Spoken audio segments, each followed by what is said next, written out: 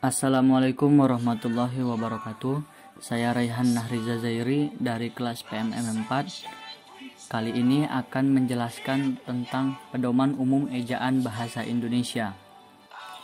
Bab 1, pemakaian huruf. Terdiri dari 1. Huruf abjad. Abjad yang dipakai dalam ejaan bahasa Indonesia terdiri atas 26 huruf. 2. Huruf vokal. Huruf yang melambangkan vokal dalam bahasa Indonesia terdiri atas 5 huruf, yaitu A, E, I, O, dan U. 3. Huruf konsonan. Huruf yang melambangkan konsonan dalam bahasa Indonesia terdiri atas 21 huruf, yaitu B, C, D, F, G, H, J, K, L, M, N, P, Q, R, S, T, V, W, X, Y, dan Z. 4. Huruf diftong. Di dalam bahasa Indonesia terdapat 4 diftong yang dilambangkan dengan gabungan huruf vokal I, AU, E, dan OI. 5. Gabungan huruf konsonan. Gabungan huruf konsonan yaitu KH, NG, NY, dan SY masing-masing melambangkan satu bunyi konsonan. 6. Huruf kapital. 1. Huruf kapital dipakai sebagai huruf pertama awal kalimat. Misalnya, apa maksudnya? Dia membaca buku. Kita harus bekerja keras. 2. Huruf kapital dipakai sebagai huruf pertama unsur nama orang, termasuk julukan. Misalnya Amir Hamzah, Dewi Sartika, Halim Perdana Kusuma, Wage Rudolf Supratman. 3. Huruf kapital dipakai pada awal kalimat dalam petikan langsung. Misalnya, adik bertanya, kapan kita pulang? Orang itu menasihati anaknya, berhati-hatilah nak. Mereka berhasil meraih medali emas, katanya. 4. Huruf kapital dipakai sebagai huruf pertama setiap kata nama agama, kitab suci, dan Tuhan, termasuk sebutan dan kata ganti untuk Tuhan. Misalnya, Islam, Al-Quran, Kristen, Alkitab, Hindu, Weda. 5a. Huruf kapital dipakai sebagai huruf pertama unsur nama gelar kehormatan, keturunan, keagamaan, atau akademik yang diikuti nama orang, termasuk gelar akademik yang mengikuti nama orang. Misalnya, Sultan Hasanuddin, Mahaputra Yamin, Haji Agus Salim. 5b. Huruf kapital dipakai sebagai huruf pertama unsur nama gelar kehormatan, keturunan, keagamaan, profesi, serta nama jabatan dan kepangkatan yang dipakai sebagai sapaan. Misalnya, selamat datang yang mulia, semoga berbahagia Sultan. 6. Huruf kapital dipakai sebagai huruf pertama unsur nama jabatan dan pangkat yang diikuti nama orang atau yang dipakai sebagai pengganti nama orang tertentu, nama instansi, atau nama tempat. Misalnya, Wakil Presiden Adam Malik, Presiden Menteri Nehru, Profesor Supomo, Laksamana Muda Udara Husein Sastra Negara. 7. Huruf kapital dipakai sebagai huruf pertama nama bangsa, suku bangsa, dan bahasa. Misalnya, bangsa Indonesia, suku Dani, bahasa Bali. 8a. Huruf kapital dipakai sebagai huruf pertama nama tahun, bulan, hari, dan hari besar atau hari raya. Misalnya, tahun Hijriah, tarikh Masehi, bulan Agustus. 8b. Huruf kapital dipakai sebagai huruf pertama unsur nama peristiwa sejarah. Misalnya, Konferensi Asia Afrika, Perang Dunia Kedua, Proklamasi Kemerdekaan Indonesia. 9. Huruf kapital dipakai sebagai huruf pertama nama geografi. Misalnya, Jakarta, Asia Tenggara, Pulau Miangas. 10. Huruf kapital dipakai sebagai huruf pertama semua kata, termasuk semua unsur bentuk ulang sempurna, dalam nama negara, lembaga, badan, organisasi, atau dokumen, kecuali kata tugas seperti di, ke, dari, dan, yang, dan untuk. Misalnya, Republik Indonesia, Majelis Permusyawaratan Rakyat Republik Indonesia, Ikatan Ahli Kesehatan Masyarakat Indonesia. 11. Huruf kapital dipakai sebagai huruf pertama setiap kata, termasuk unsur kata ulang sempurna, di dalam judul buku, karangan, artikel, dan makalah, serta nama majalah dan surat kabar, kecuali kata tugas seperti di, ke, dari, dan, yang, dan untuk, yang tidak terletak pada posisi awal. Misalnya, saya telah membaca buku dari F. Maria ke Jalan Lain ke Roma. Tulisan itu dimuat dalam majalah bahasa dan sastra. Dia agen surat kabar Sinar Pembangunan. 12. Huruf kapital dipakai sebagai huruf pertama unsur singkatan nama gelar, pangkat, atau sapaan. Misalnya SH, Sarjana Hukum, SKM, Sarjana Kesehatan Masyarakat, SS, Sarjana Sastra. 7. Huruf miring terdiri dari 1. Huruf miring dipakai untuk menuliskan judul buku, nama majalah, atau nama surat kabar yang dikutip dalam tulisan, termasuk dalam daftar pustaka. Misalnya, saya sudah membaca buku Salah Asuhan karangan Abdul Muiz. Majalah Pujangga Baru mengeluarkan semangat kebangsaan. 2.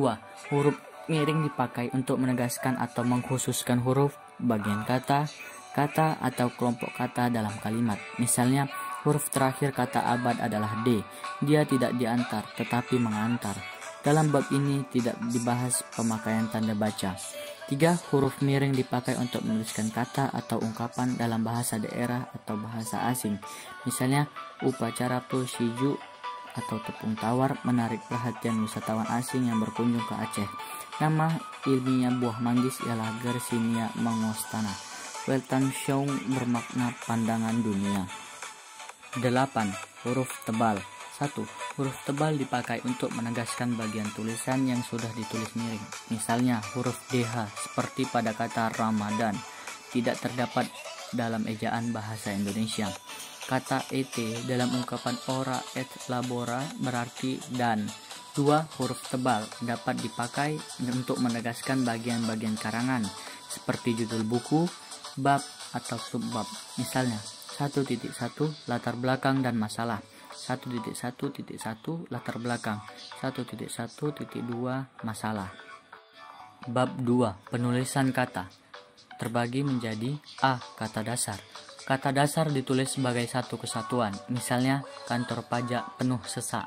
Saya pergi ke sekolah. Buku itu sangat tebal. B. Kata berimbuhan.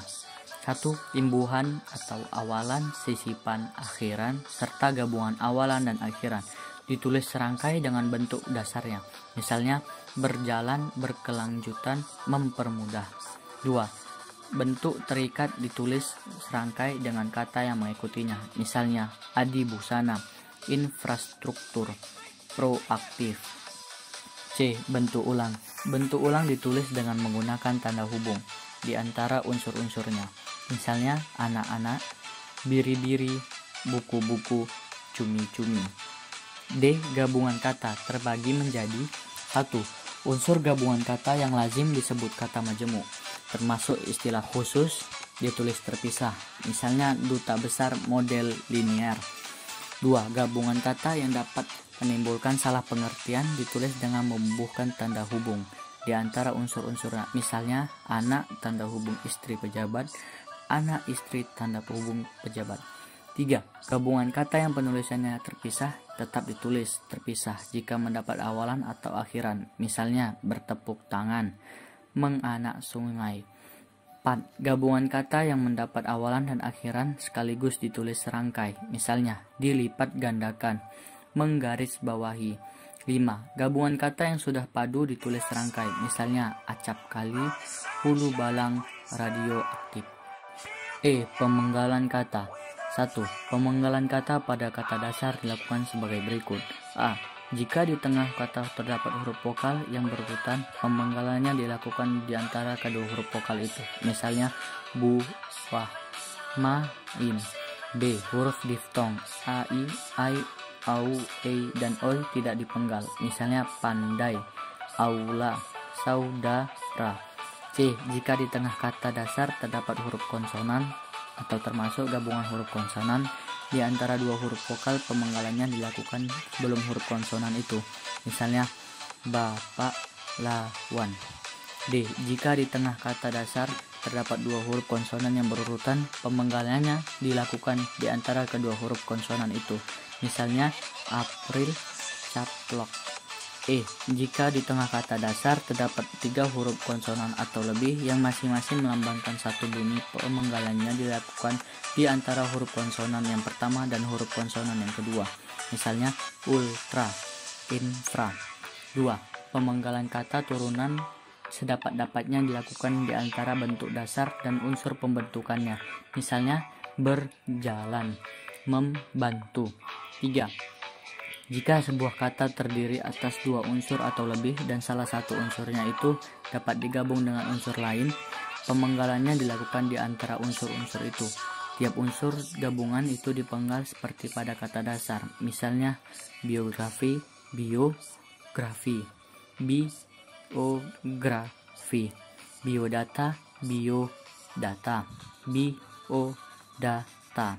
4. Nama orang yang terdiri atas dua unsur atau lebih pada akhir baris dipenggal di antara unsur-unsurnya.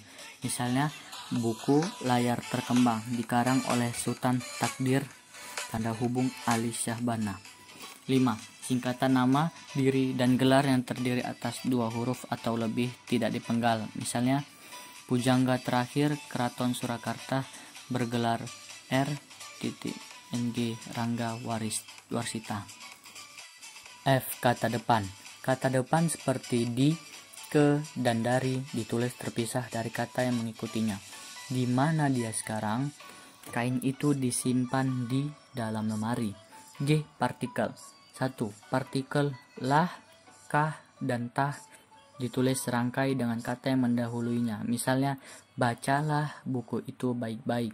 Apakah yang tersirat dalam surat itu? 2.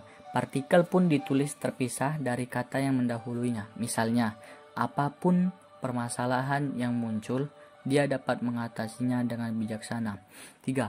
Partikel per yang berarti demi, tiap, atau mulai ditulis terpisah dari kata yang mengikutinya. Misalnya, mereka masuk ke dalam ruang rapat 1/1. Harga kain itu Rp50.000 per meter. H. Singkatan dan akronim. 1. Singkatan nama orang, gelar, sapaan, jabatan, atau pangkat diikuti dengan tanda titik pada setiap unsur singkatan itu. Misalnya, A.H. Nasution dibaca Abdul Haris Nasution. H. Hamid dibaca Haji Hamid. Suman HS. Suman Hasibuan. 2. Singkatan yang terdiri atas huruf awal setiap kata nama lembaga pemerintah dan ketatanegaraan, lembaga pendidikan, badan atau organisasi, serta nama dokumen resmi ditulis dengan huruf kapital tanpa tanda titik. Misalnya NKRI dibaca Negara Kesatuan Republik Indonesia. UI dibaca Universitas Indonesia. 3. Singkatan yang terdiri atas 3 huruf atau lebih diikuti dengan tanda titik. Misalnya HLM dibaca halaman, DLL dan lain-lain. 4. Singkatan yang terdiri atas 2 huruf yang lazim dipakai dalam surat menyurat masing-masing diikuti oleh tanda titik. Misalnya A.N. dibaca atas nama, D.A. dibaca dengan alamat. 5. Lambang kimia, singkatan satuan ukuran, takaran, timbangan, dan mata uang tidak diikuti tanda titik. Misalnya CU dibaca kuprum, CM dibaca sentimeter, kVA dibaca kilovolt ampere. 6. Akronim nama diri yang terdiri atas huruf awal setiap kata ditulis dengan huruf kapital tanpa tanda titik. Misalnya BIG dibaca Badan Informasi Geospasial. BIN dibaca Badan Intelijen Negara. 7. Akronim nama diri yang berupa gabungan suku kata atau gabungan huruf dan suku kata dari deret kata ditulis dengan huruf awal kapital. Misalnya Bulog dibaca Badan Urusan Logistik. Kowani dibaca Kongres Wanita Indonesia. 8. Akronim bukan nama diri yang berupa gabungan huruf awal dan suku kata atau gabungan suku kata ditulis dengan huruf kecil. Misalnya IPTEK, Ilmu Pengetahuan dan Teknologi. Pemilu, Pemilihan Umum. Puskesmas, Pusat Kesehatan Masyarakat. Bab 3. Pemakaian tanda baca. A. Tanda titik. 1. Tanda titik dipakai pada akhir kalimat pernyataan. Misalnya, mereka duduk di sana, titik. Dia akan datang pada pertemuan itu, titik. 2. Tanda titik dipakai di belakang angka atau huruf dalam suatu bagan, ikhtisar atau daftar. Misalnya, 1. Kondisi kebahasaan di Indonesia. A. Bahasa Indonesia. 3. Tanda titik dipakai untuk memisahkan angka jam, menit, dan detik yang menunjukkan waktu atau jangka waktu. Misalnya, pukul 01.35.20 atau pukul 1 lewat 35 menit 20 detik atau pukul 1,35 menit, 20 detik. 01.35.20 jam atau 1 jam 35 menit 20 detik. 4. Tanda titik dipakai untuk memisahkan bilangan ribuan atau kelipatannya yang menunjukkan jumlah. Misalnya, Indonesia memiliki lebih dari 13.000 pulau. Penduduk kota itu lebih dari 7 juta orang. B.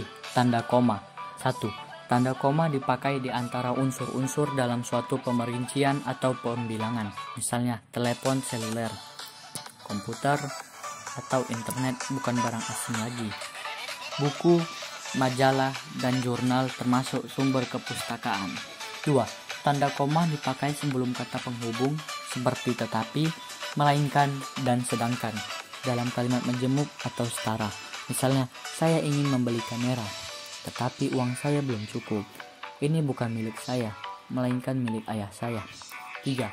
Tanda koma dipakai untuk memisahkan anak kalimat yang mendahului induk kalimatnya. Misalnya, kalau diundang, saya akan datang. Karena baik hati, dia mempunyai banyak teman. 4. Tanda koma dipakai sebelum dan atau sesudah kata seru, seperti oh, ya, wah, aduh, atau hai. Dan kata yang dipakai sebagai sapaan seperti bu, dik, atau nak. Misalnya, oh, begitu. Wah, bukan main. C. Tanda titik koma. 1. Tanda titik koma dapat dipakai sebagai pengganti kata penghubung untuk memisahkan kalimat setara yang satu dari kalimat setara yang lain di dalam kalimat majemuk. Misalnya, hari sudah malam. Anak-anak masih membaca buku.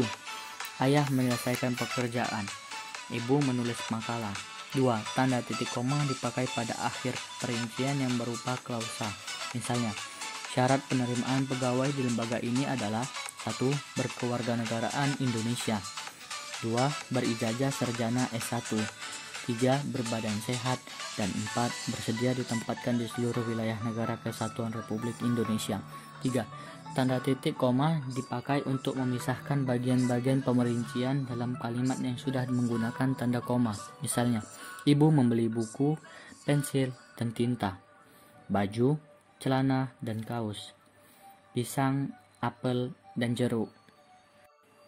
D. Tanda titik 2. 1. Tanda titik 2 dipakai pada akhir suatu pernyataan lengkap yang diikuti pemerincian atau penjelasan. Misalnya, mereka memerlukan perabot rumah tangga, kursi, meja, dan lemari. 2. Tanda titik 2 tidak dipakai jika perincian atau penjelasan itu merupakan pelengkap yang mengakhiri pernyataan. Misalnya, kita memerlukan kursi, meja, dan lemari. 3. Tanda titik 2 dipakai sesudah kata atau ungkapan yang memerlukan pemeriaan. Misalnya, Ketua Ahmad Wijaya, Sekretaris Sirti Aryani, Bendahara Aulia Arimbi. 4. Tanda titik 2 dipakai dalam naskah drama sesudah kata yang menunjukkan pelaku dalam percakapan. Misalnya, ibu, bawa koper ini nak. Amir, baik bu, ibu. Jangan lupa letakkan baik-baik. 5. Tanda titik 2 dipakai di antara A. Jilid atau nomor dan halaman, B. Surah dan ayat dalam kitab suci, C. Judul dan anak judul suatu karangan, serta D. Nama kota dan penerbit dalam daftar pustaka. Misalnya, Horizon 43 nomor 8 strip 2008 28, Surah Al-Baqarah 2:2-5, Matius 2:1-3. E. Tanda hubung. 1. Tanda hubung dipakai untuk menandai bagian kata yang terpenggal oleh pergantian garis. Misalnya, di samping cara lama, diterapkan juga cara baru. Nelayan pesisir itu berhasil membudidayakan rumput laut. 2. Tanda hubung dipakai untuk menyambung unsur kata ulang. Misalnya, anak-anak, berulang-ulang. 3. Tanda hubung dipakai untuk menyambung tanggal, bulan, dan tahun yang dinyatakan dengan angka atau menyambung huruf dalam kata yang dieja satu-satu. Misalnya, 11/11/2013. PANITIA, panitia. 4. Tanda hubung dapat dipakai untuk memperjelas hubungan bagian kata atau ungkapan. Misalnya, berevolusi, mengukur. F. Tanda pisah. 1. Tanda pisah dapat dipakai untuk membatasi penyisipan kata atau kalimat yang memberi penjelasan di luar bangun kalimat. Misalnya, kemerdekaan bangsa itu, saya yakin akan tercapai, diperjuangkan oleh bangsa itu sendiri. 2. Tanda pisah dapat dipakai juga untuk menegaskan adanya keterangan aposisi atau keterangan yang lain. Misalnya, Soekarno-Hatta, proklamator kemerdekaan RI, diabadikan menjadi nama Bandar Udara Internasional. 3. Tanda pisah dipakai di antara dua bilangan, tanggal, atau tempat yang berarti sampai dengan atau sampai ke. Misalnya tahun 2010 sampai 2013. Tanggal 5 sampai 10 April 2013. G. Tanda tanya. 1. Tanda tanya dipakai pada akhir kalimat tanya. Misalnya, kapan Hari Pendidikan Nasional diperingati? Siapa pencipta lagu Indonesia Raya? 2. Tanda tanya dipakai di dalam tanda kurung atau menyatakan bagian kalimat yang disangsikan atau yang kurang dapat dibuktikan kebenarannya. Misalnya, Monumen Nasional mulai dibangun pada tahun 1961. Di Indonesia terdapat 740 bahasa daerah. H. Tanda seru. Tanda seru dipakai untuk mengakhiri ungkapan atau pernyataan yang berupa seruan atau perintah yang menggambarkan kesungguhan, ketidakpercayaan, atau emosi yang kuat. Misalnya, alangkah indahnya taman laut di Bunaken. Mari kita dukung gerakan cinta bahasa Indonesia. I. Tanda elipsis. 1. Tanda elipsis dipakai untuk menunjukkan bahwa dalam suatu kalimat atau kutipan ada bagian yang dihilangkan. Misalnya, penyebab kemerosotan akan diteliti lebih lanjut. Dalam Undang-Undang Dasar 1945 disebutkan bahwa bahasa negara ialah 2. Tanda elipsis dipakai untuk menulis ujaran yang tidak selesai dalam dialog. Misalnya, menurut saya seperti bagaimana, Bu? Jadi simpulannya, oh, sudah saatnya istirahat. J. Tanda petik. 1. Tanda petik dipakai untuk mengapit petikan langsung yang berasal dari pembicaraan, naskah, atau bahan tertulis lain. Misalnya, merdeka atau mati, seru Bung Tomo dalam pidatonya. Kerjakan tugas ini sekarang, perintah atasannya. Besok akan dibahas dalam rapat. 2. Tanda petik dipakai untuk mengapit judul sajak, lagu, film, sinetron, artikel, naskah, atau bab buku yang dipakai dalam kalimat. Misalnya, sajak pahlawanku terdapat pada halaman 125 buku itu. Marilah kita menyanyikan lagu Maju Tak Gentar. K. Tanda petik tunggal. 1. Tanda petik tunggal dipakai untuk mengapit petikan yang terdapat dalam petikan lain. Misalnya, tanya dia, kau dengar bunyi kring-kring tadi? Ku dengar teriak anakku, ibu, bapak pulang, dan rasa letihku lenyap seketika, ujar Pak Hamdan. 2. Tanda petik tunggal dipakai untuk mengapit makna, terjemahan, penjelasan kata, atau ungkapan. Misalnya tergugat, yang digugat, retina, dinding mata sebelah dalam. L. Tanda kurung. 1. Tanda kurung dipakai untuk mengapit tambahan keterangan atau penjelasan. Misalnya, dia memperpanjang surat izin mengemudi atau SIM. Warga baru itu belum memiliki KTP atau kartu tanda penduduk. 2. Tanda kurung dipakai untuk mengapit keterangan atau penjelasan yang bukan bagian utama kalimat. Misalnya, sajak Tranggono yang berjudul Ubud atau nama tempat yang terkenal di Bali ditulis pada tahun 1962. M. Tanda kurung siku. 1. Tanda kurung siku dipakai untuk mengapit huruf, kata, atau kelompok kata sebagai koreksi atau tambahan atas kesalahan atau kekurangan di dalam naskah asli yang ditulis orang lain. Misalnya, Sang Sapurba mendengar bunyi gemerisik.